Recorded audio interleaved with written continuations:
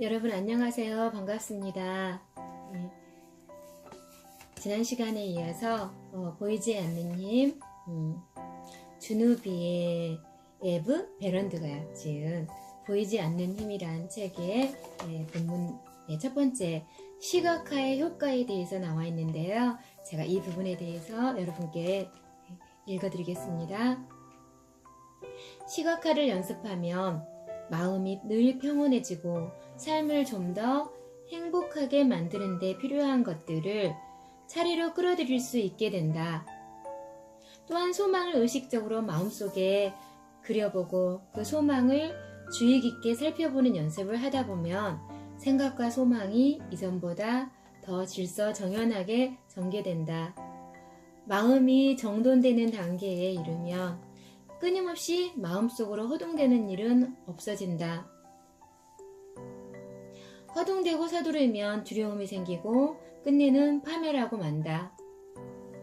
마음이 정돈이 되는 단계에 이르면 이제 그때부터는 허둥대는 일은 없어진다고 합니다.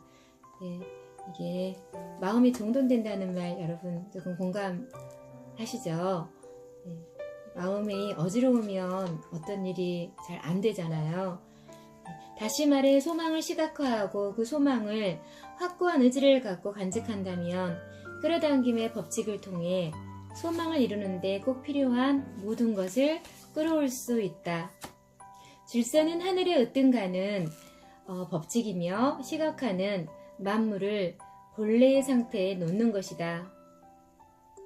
그러므로 시각화는 분명 신성한 작용이다.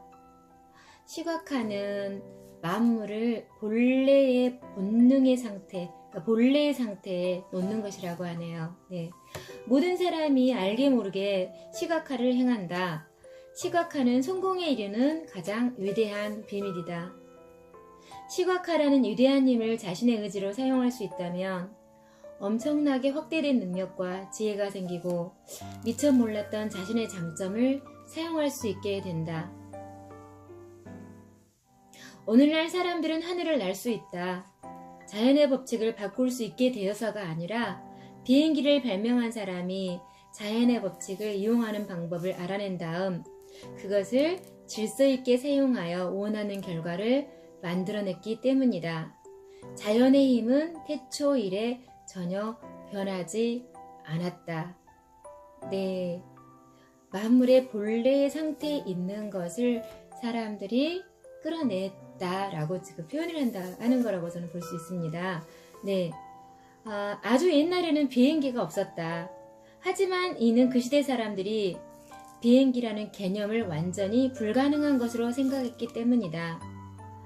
아직 이루어지지 않았다는 이유로 이루어질 수 없다고 생각한 것이다. 하지만 비행기가 만들어지기 위한 법칙과 요소는 지금과 마찬가지로 당시에도 분명 존재했다. 네, 맞습니다. 그렇죠? 비행기를 만들기 위한 법칙이나 요소, 재료나 이렇게 하면 된다는 그런 것들이 없었던 건 아니죠. 다 비행기를 만드는 그 시대에도 그 있었던 거를 가지고 우리의 상상을 통해서 시각화를 통해서 발명이라는 과정을 거쳐서 물질로 나타난 거죠. 네. 토마스 트로워드는 비행기와 무선 전신에서 자신이 배운 가장 큰 교훈을 이렇게 말했다. 전례가 어떠하든 근본 원리는 변하지 않으며 과거의 모든 경험이 보여주는 증거가 어떠하든 기본 개념은 작용하여 필연적인 결과를 만들어낸다는 것이다. 네. 그리고 그 다음에 조금 내려와서요. 기구가 비행기의 시초라는 것은 누구나 다 아는 사실이다. 1766년 물리학자이며 화학자였던 영국 귀족 헨리 캐번디시는 수소가 공기 무게의 7분의 1에 불과한다는 사실을 증명했다. 그 결과 기구가 발명되고 또 그것을 토대로 조종이 가능한 권련 모양의 비행기선이 나왔다. 네, 그때부터 시작해서 항공학이 발달하면서 조금씩 비행기로 오늘 우리가 타고 있는 비행기의 모습을 갖추는 그런 발명들이 끊임없이 이루어진 거죠. 그러기에는 상당한 시간이 걸렸는데요. 마지막에 우리가 알고 있는 라이트 형제까지 왔잖아요. 근데 자, 라이트 형제도 처음부터 이 비행기를 완벽하게 지금 날 수 있을 정도로 만들지는 못했잖아요. 여기에서 이런 내용이 나오는데 굉장히 인상적입니다. 여러분 한번 들어보세요. 여러 차례의 실험에서 생각대로 결과가 나오지 않자 그중 누군가가 다른 형제에게 이렇게 얘기했다고 한다. 뭐 괜찮아. 그 기계를 타고 편안하고 안전하게 다니는 내 모습을 그려볼 수가 있거든. 네. 분명하게 믿었네요. 이렇게 시각화하는 것에 대해서.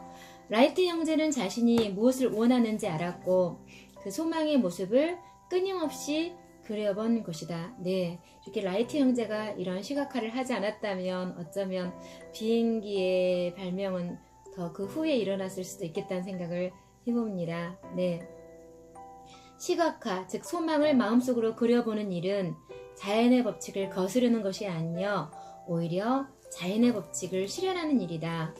시각화란 정신적으로나 물질적으로 사물에 존재 질서를 부여하는 일이다. 질서를 파괴하는 게 아니라 원래 있던 질서를 그대로 부여하는 거라고 하네요.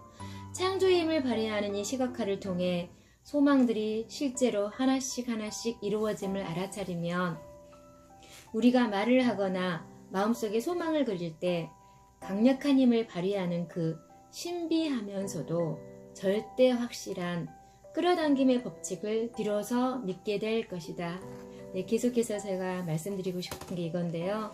생각과 마음 그리고 말을 얼마나 조심스럽게 사용해야 하는지가 여기에서 더 드러난다고 생각합니다.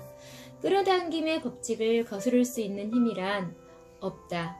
더 이상 다른 사람에게서 뭔가 얻어야 할 필요는 없다. 바라고 구하면 분명 얻을 것이며 찾을 것이다.